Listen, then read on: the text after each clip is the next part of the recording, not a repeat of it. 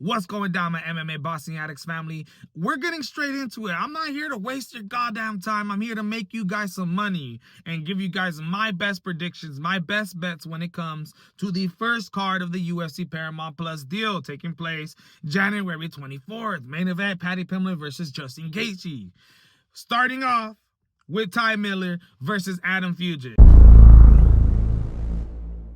I only see one way. You guys, I only see one way that Adam Fugitt could beat Ty Miller. There's a reason why Ty Miller is such a big favorite going into this fight. He's young in his career, 25 years old with a record of 6-0, who just proved in his Dana White Contender Series that not only can he take a leg kick, as Jimmy Drago is landing a bunch of leg kicks, which I know for a fact guys who are going to be facing Ty Miller will be trying to utilize that game against a guy who's predominantly a boxer, a guy with boxing background in Ty Miller.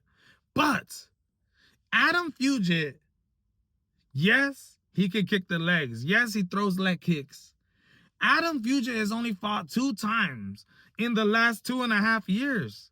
You're talking about a guy who, yes, took down Michael Morales. Yes, dropped Kinoshita with a left hook, but that was back in 2023. Adam Fugitt now is 37 years old.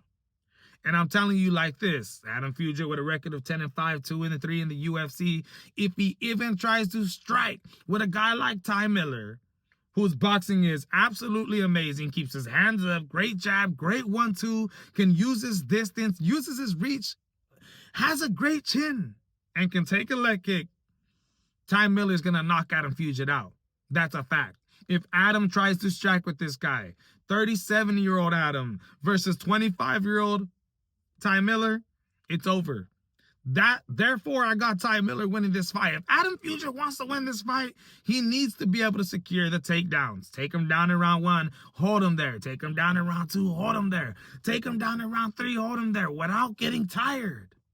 And in my opinion, they set up this fight as the first card of the Paramount Plus deal to start it off with a bang. I think Ty Miller goes in here, not only gets the win, but knocks out Adam Fugitt in less than 3 rounds, my people. Now it's time to move on. Next up, we have ourselves a sloppy fight between Cameron Smotherman, who, in my opinion, a lot of people might say he has good boxing. I come from a boxing background. This guy has low IQ, low volume. Yes, he put up an okay fight with Ricky Simón, but before that against Sergey Sidi, Ricky Simón was 3 days short notice, so say what you want about it. But Sergey Sidi, he had time to prepare for that fight. And how did that turn out? He got the head boxed off of him.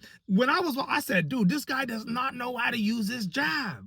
He's an MMA striker, not an actual boxer. He tries to use the Philly shot. He tries to pick up his hands. It's not good at all.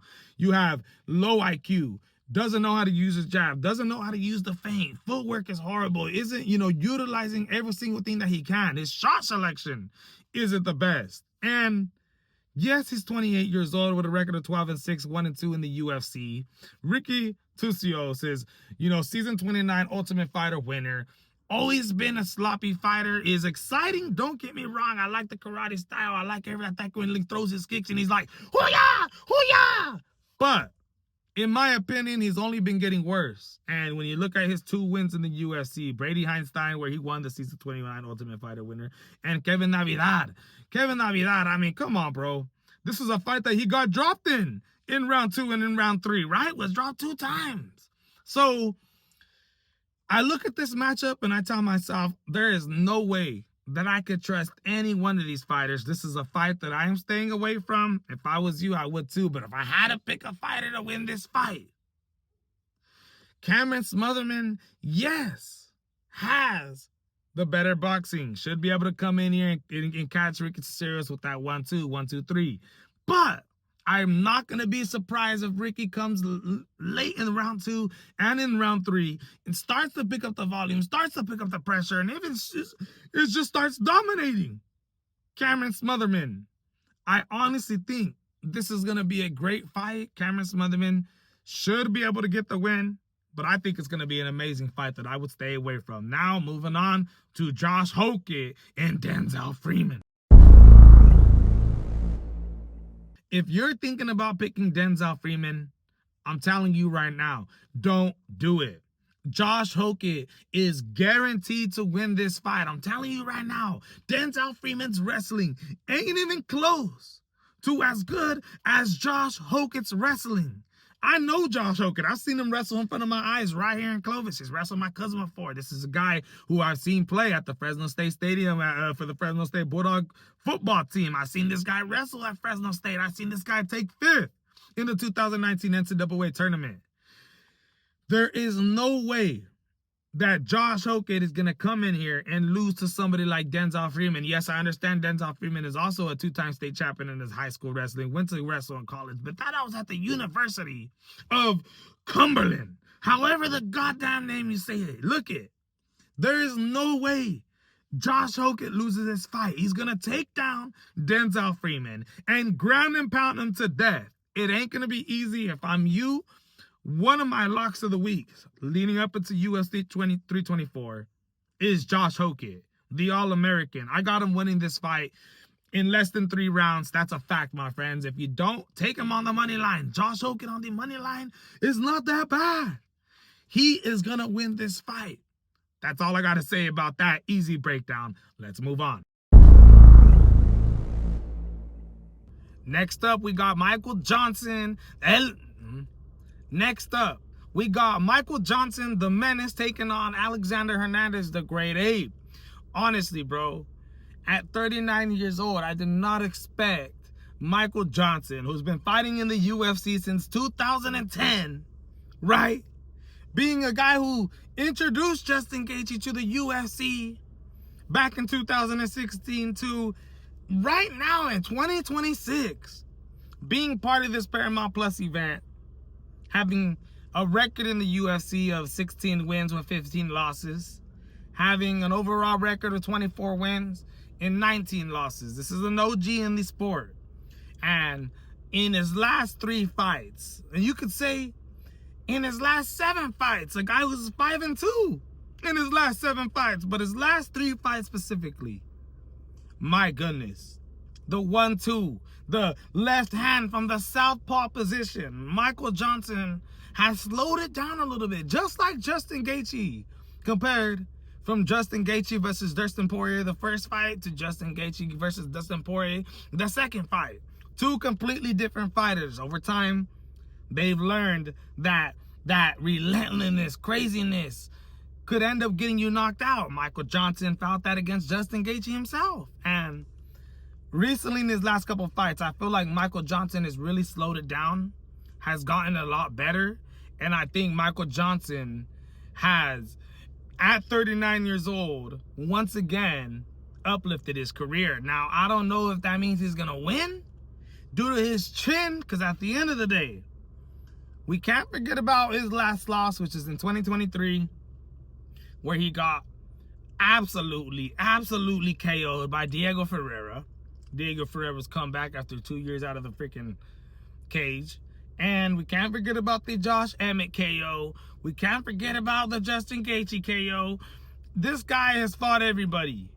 Khabib Nurmagomedov has been around town. Alexander Hernandez, on the other hand, is also on a 4-fight win streak. It's been looking absolutely amazing with a record of 18-8. What is it? 10-7 in the UFC. 10 wins, 7 losses. This last year, 2025, had 3 victories, and honestly has gotten a lot better than what he was back in the days. He just beat Diego Ferreira, the guy who beat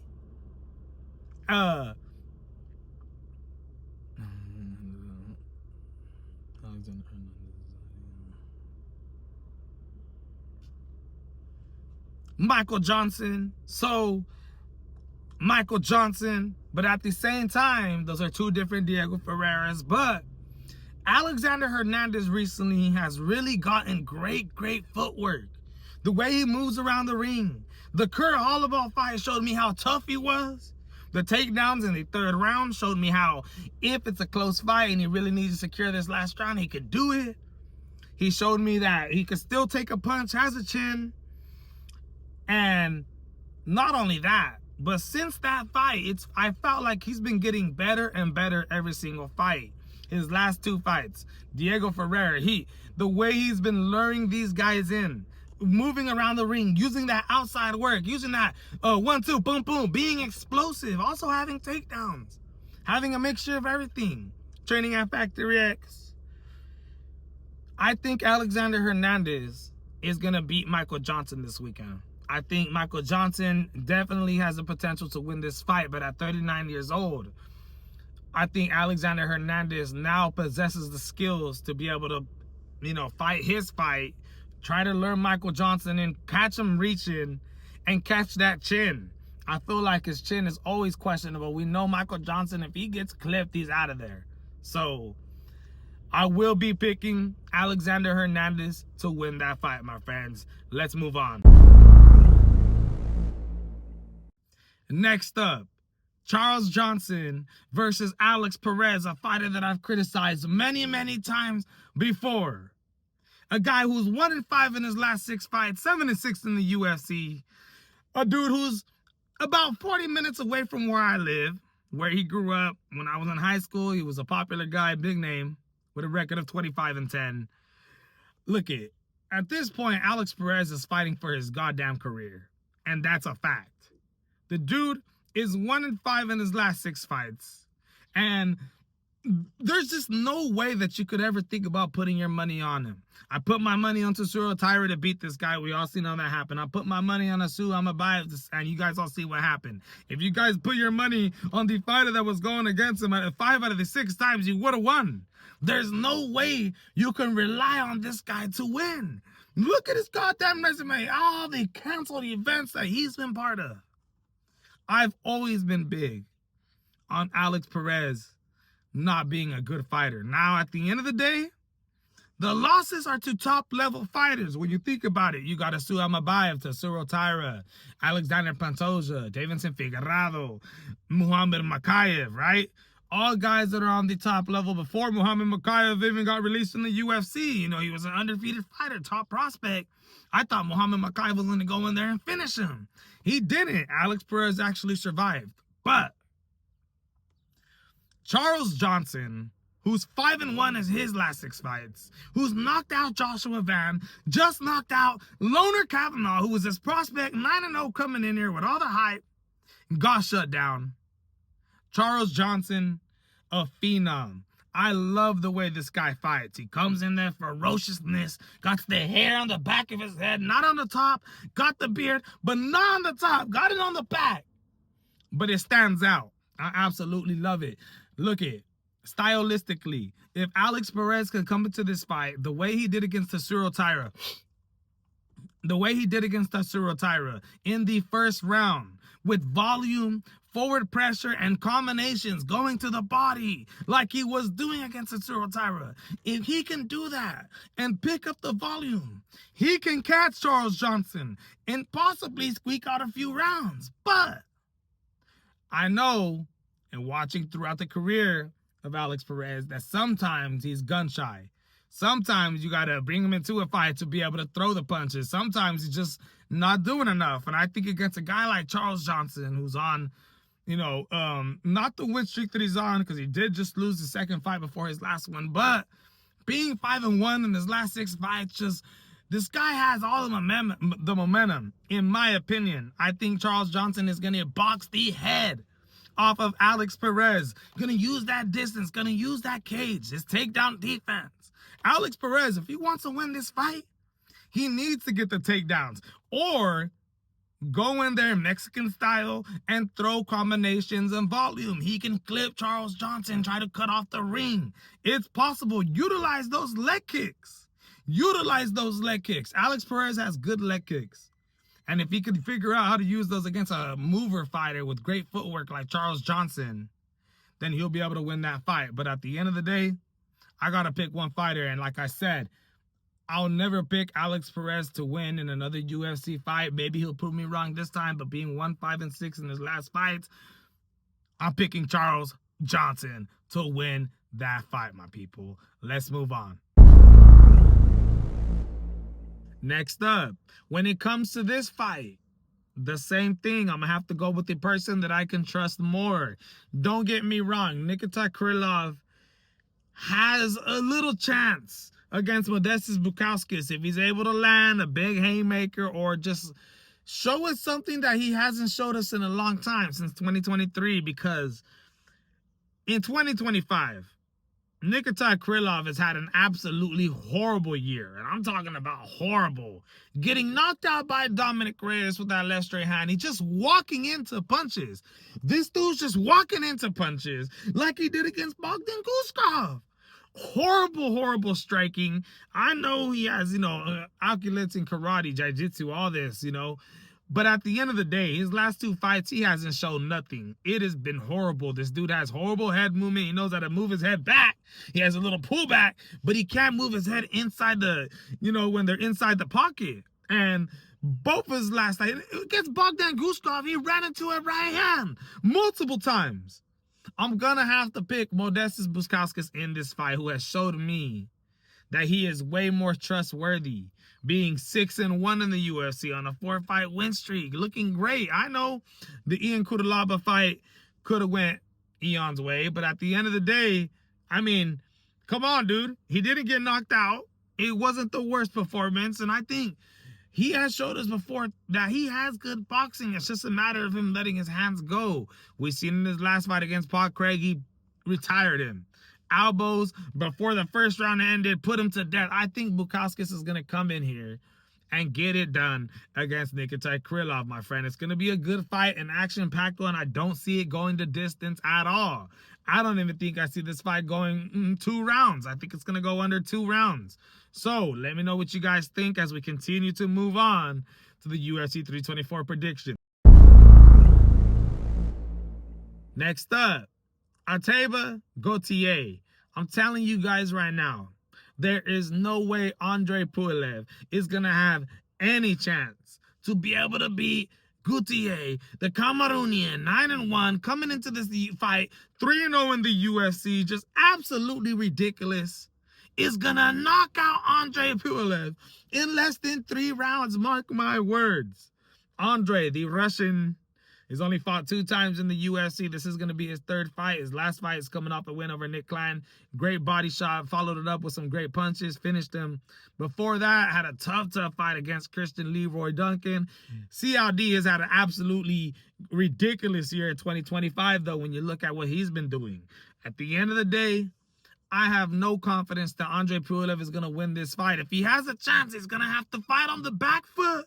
Stick that jab and box the head off of this guy. Try your hardest to use your footwork in lateral movements. Do not get caught chunking without a ball, because I'm telling you right now, Gautier is going to knock this guy out if that happens. Anyways, he's going to knock him out no matter what. So for sure, lock that in, my friends. I mean, him by knockout is one of the most confident picks that I have on this pick, as long with their boy Josh Hokitt and also Sugar Sean O'Malley, which we're going to get into right now in a little bit. But let's move on.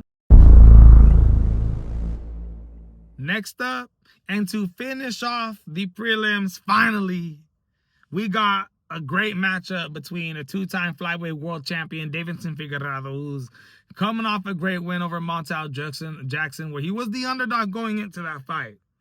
Let me say something about Deiveson Figueiredo before I give you my pick. He's taking on Umar Nurmagomedov, Khabib's team.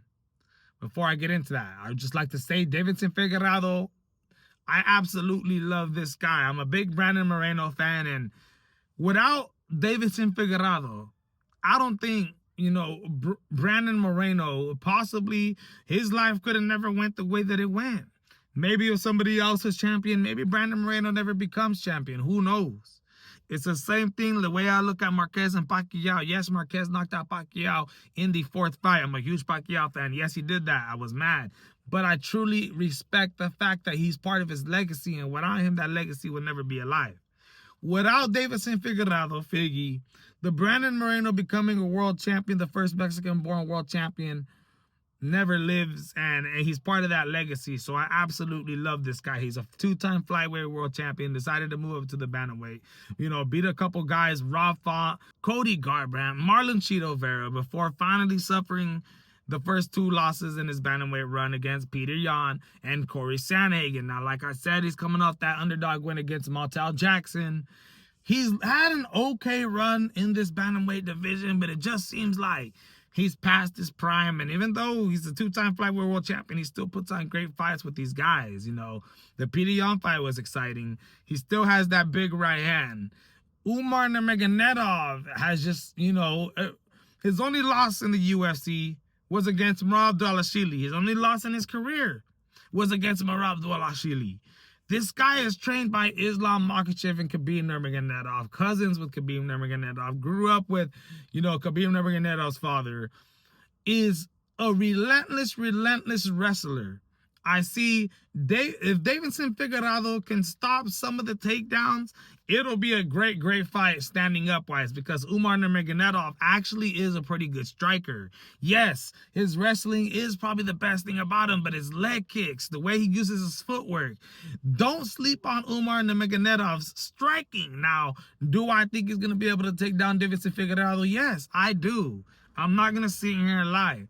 I think Umar Nurmagomedov is the better fighter, is going to come in here, beat an old school legend in Davidson Figueiredo, and I think it's not going to be an exciting fight. I don't see it being an exciting fight.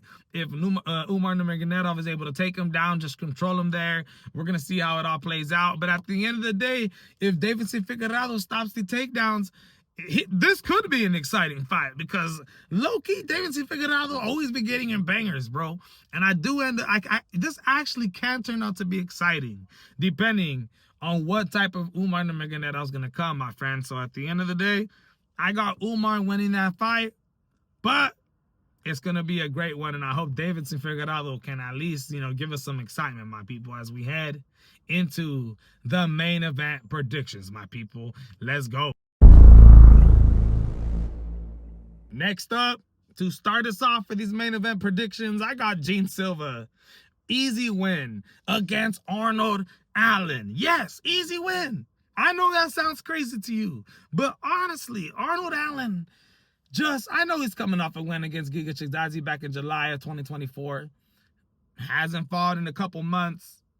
I don't have the most confidence in this guy going up against somebody like Gene Silva. Now, maybe I'm just a little too high on Gene Silva. Maybe, you know, I thought he was going to beat Diego Lopez, even though it didn't happen. I think he was one of the most feared men in this division. Striking ridiculous. Great takedown defense. We've seen Diego Lopez take him down a few times, but Arnold Allen, if he could come out here, stay smart, don't get into a firefight. If he does come out like he did against Dan Hooker in 2023, then he has a chance of beating Gene Silva. But I like Gene Silva. Part of the Fighting Nerds team. I think he watched what happened with that Diego Lopez fight. I think he worked on a couple things. I think he's going to come into this fight and get back on his winning ways to start us off on this Paramount Plus deal with an exciting fight. It's going to be a war. Both guys are going to chunk it. I don't see either fighter trying to shoot takedowns unless one of them's getting hurt. I think they're going to throw down and somebody's going to get knocked out. I don't see this going to decision at all. But I think Gene Silva's going to win this fight, my friends. Now, Salsa Boy Waldo Cortez Acosta going up against Derek Lewis. Derek Lewis, the most knockouts in UFC history, is coming off a fight where he was an underdog against Talison Teixeira. A lot of people had him losing that fight. He ends up coming in, knocking this dude out in round 1. Shows us once again to never doubt this man. Needed that win. Is going up against Waldo Cortez Acosta, who's looking to fight for his 6th time in 1 year. We're talking about a guy who beat Ante Delia back in November, got eye poked, then 2 weeks later on 3 days notice, what was it, on November 22nd, comes back and fights Shamil Gaziev. It knocks him out. In those last 5 fights that he's participated in since the beginning of March in 2025, he's 4-1. And I've been watching a lot on this guy, man. I've been watching him train a lot leading up to the Derek Lewis fight. If you guys aren't If you guys aren't aware, on this channel, we always keep up with UFC and boxing. We're always making reactions leading up to the fights, watching all the interviews, studying each fighter. Walter Cortez Acosta has been working since the Shamal Gaziev fight. And look it, Derek Lewis has already been promised. I seen Dana White say Donald Trump's favorite fighter is Derek Lewis. And if Derek Lewis wins this fight, he is guaranteed to be on this Donald Trump card, which makes me even more excited. He understands that. He knows he's going to go in there and try to shock Walter Cortez Acosta so he can make money. But Walter Cortez Acosta has proven to be absolutely great. Now, I do think Walter Cortez Acosta is going to win the foot battle. I think he's going to be able to stay behind that jab, use his distance, use his combinations, use his volume, fight on the back foot, and possibly bank some rounds in against Derek Lewis. It's only a 3-round fight, which is very important. I want to give Derek Lewis this fight. I want to say he has a knockout chance. I want to say I don't want to doubt this dude that if he gets Walter Cortez Acosta, like how Ante Delia got him before the eye poke situation, you know, Ante Delia rocked him, had Walter Cortez's back up against the cage, accidentally eye poked him. As soon as the ref starts the fight again, Walter Cortez Acosta knocks him out. That's where the whole pirate eye patch thing started. And you know, we were just coming off Ciryl Gane versus Tom Aspinall eye poke, so he fed off of that energy. I want to give Derek Lewis this fight, but at the end of the day, I think Walter Cortez Acosta is the more technical fighter. That being said, my main event prediction for Walter Cortez Acosta versus Derek Lewis is going to have to be Derek Lewis. I'm picking Derek Lewis to win this fight. I ain't doubting the beast. Yeah, I ain't doing it. Come on, Derek. Don't let us down. Knock this guy out. Put him up against the cage. Cut off the ring. You gotta do that. Use your volume. Try to move your head. Try to get in the inside as Walter Cortez is throwing that jab at you. Try to do whatever it takes, please. I'm picking Derek Lewis to win this fight. I know out of all the picks that I made so far, that has to be the most wildest one. But at the end of the day, I got to do it. Now, Sugar Sean O'Malley versus Song Yadong. Look it. Peter Yan, Kyler Phillips, Corey Sandhagen all gave us the blueprint on how to beat Song Yadong. This is a guy who is coming forward with a lot of power, but is very, very hittable. Somebody like Sugar Sean O'Malley, who is known to have fantastic striking, coming off back-to-back losses against Merab Dvalishvili. The first one was a little close. The second one was worse. Merab Dvalishvili was the champion before losing the bout to Peter Yan, a fighter that Sugar Sean O'Malley beat. I had money on him in that fight. I thought Peter Yan won it. I'm not going to lie. The blueprint is out there on beating Song Yadong. Now, I know Song Yadong, I heard he's training with an Olympic silver medalist judo guy, you know, an absolute great fighter. You know, Song Yadong has great judo. This is a guy who looks to take you down at times when he can. Isn't necessarily looking to take the fight there and hold you down and keep it there the whole fight, but likes to mix it up. You know, relies on that power, relies on his boxing skills. It's coming off that, what was it, a win over Henry Cejudo. It was a controversial win, though. You know, the referee, I don't know what he was doing, letting the fight go on.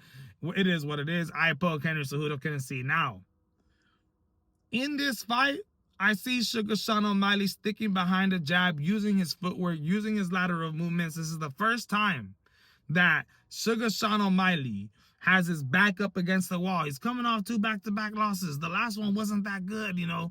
Usually walks out to his song by Lupe Fiasco, decided to come out to some United States song. It went all bad. In this fight, I have Sugar Sean O'Malley coming out and schooling Song Yadong for 3 rounds, sticking behind that jab, using his footwork, and winning this fight. All right? Sugar Sean O'Malley for the win. I'm locking it in.